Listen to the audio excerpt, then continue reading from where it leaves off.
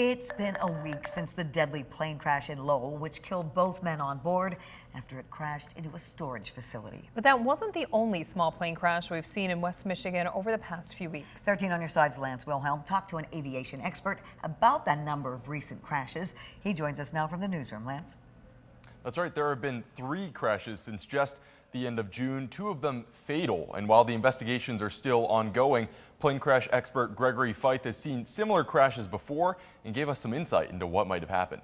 It's been a week since the plane crash that killed both of its passengers in Lowell, the plane plunging into a storage facility after taking off from Alpena.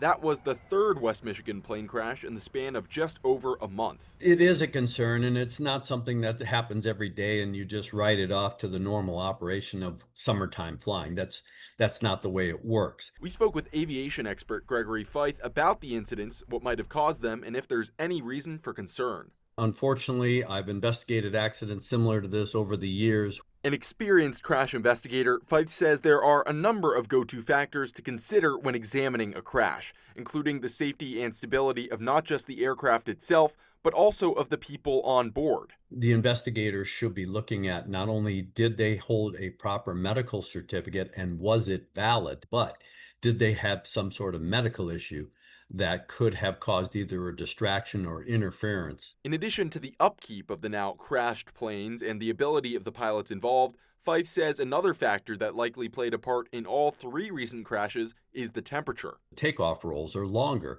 when the temperature is higher, is because it takes more speed and more distance for the wings to produce sufficient lift to get the airplane airborne.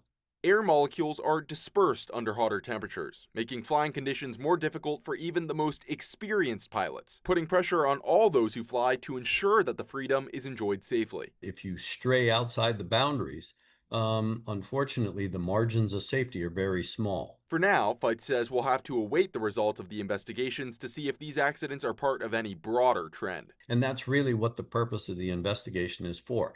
Is this are these isolated events? Or is there some systemic issue? We reached out to the National Transportation Safety Board, which is handling the investigations of all 3 crashes, but a spokesperson told us there are no updates to report at this time. In the newsroom, Lance Wilhelm, 13 on your side.